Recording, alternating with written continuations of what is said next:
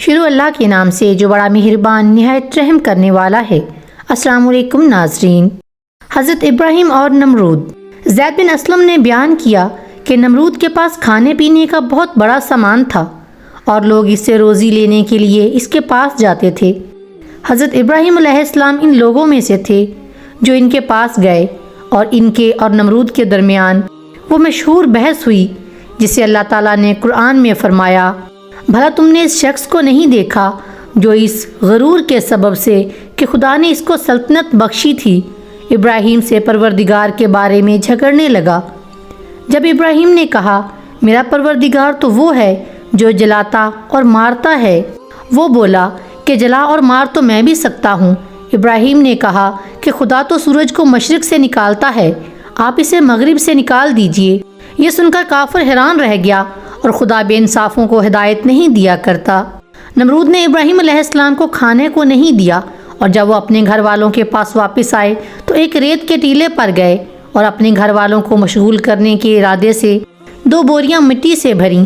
جب وہ ان کے پاس واپس آئے، گھر واپس آ کر انہوں نے اپنا سامان نیچے رکھا اور پھر کسی چیز پر ٹیک لگا کر سو گئے۔ اس کی بیوی سارا دونوں بوریوں کے پاس گئی اور انہیں اچھے کھانے سے بھرے ہوئے پائی۔ اس کے ساتھ وہ کھانا پکانے لگی۔ جب ابراہیم بیدار ہوئے تو وہ کھانا دیکھ کر حیران رہ گئے جو اس نے تیار کیا تھا۔ انہوں نے کہا تم نے یہ سب کہاں سے حاصل کیا؟ کہنے لگی اس کھانے سے جو تم اپنے ساتھ لائے تھے۔ ابراہیم علیہ السلام جانتے تھے کہ اللہ ہی نے ان کے لیے یہ رزق فراہم کیا ہے۔ پھر اللہ تعالیٰ نے مذکورہ ظالم بادشاہ نمرود کے پاس ایک فرشتہ بھیجا اور اسے حکم دیا کہ اللہ پر ایمان لاؤ، لیکن اس نے انکار کر دیا۔ فرشتے نے اسے دوسری بار ایمان لانے کے لیے بلایا اور اس نے دوبارہ انکار کر دیا، پھر تیسری بار اور پھر بھی اس نے انکار کیا۔ فرشتے نے کہا تم اپنی فوجیں جمع کرو، میں اپنی فوج جمع کروں گا۔ نمرود نے طلوع آفتاب کے وقت اپنے لشکر کو اکٹھا کیا اور اللہ تعالیٰ نے اس کی طرف مچھر بھیجے۔ ان کی تعداد اتنی تھی کہ لشکر کے لوگ سورج بھی نہ دیکھ سکے۔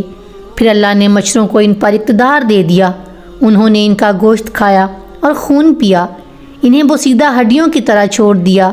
ان میں سے ایک مچھر بادشاہ نمرود کے نتنوں میں داخل ہو گیا۔ اللہ تعالیٰ نے اسے اس کی سزا دی اور وہ اس قدر تکلیف میں تھا کہ وہ مسلسل اپنا سر چیزوں سے مارتا رہتا تھا، مچھر کے نکلنے کی امید میں یا محض اس درد کی وجہ سے، پاگل پن کی وجہ سے، یہاں تک کہ وہ آخر کار مر گیا۔ یہ قصہ ہمیں نبی کریم صلی اللہ علیہ وآلہ وسلم کی اس روایت کی یاد دلاتا ہے جس میں آپ صلی اللہ علیہ وآلہ وسلم نے فرمایا، اگر تم اللہ پر بھروسہ کرتے ہو تو اللہ تمہیں اسی طرح رزق دے گا جیسے کہ وہ پرندوں کو دیتا ہے۔ وہ صبح خالی پیٹ نکلتے ہیں اور شام کو پیٹ بھر کر واپس آتے ہیں۔ اس کہانی میں اللہ کی قدرت کی نشانی ہے جس میں اس نے ظالم نمرود کو ایک کمزور ترین مخلوق مچھر کے ذریعے نکال دیا۔ اس میں ایک اور فائدہ یہ بھی ہے کہ جب فرشتے نے اسے ایمان لانے کے لیے بلایا تھا تبھی نمرود ایمان نہیں لایا تھا۔ یہ ایک اہم نقطہ ہے جس پر غور کرنے کے لیے بہت سے غیر مسلم یہ سوال کرتے ہیں کہ اگر تمہارا مذہب سچا ہے تو فرشتے میرے سامنے کیوں نہیں آتا؟ ہم کہتے ہیں کہ تیرے سامنے کوئی فرشتہ بھی آ جائے، تیرے دل پر نمرود کی طرح مہر لگ جائے تو پھر بھی یقین نہیں آئے گا۔ ویڈیو اچھی لگی ہو تو لائک شیئر سبسکرائب ضرور کیجیے گا۔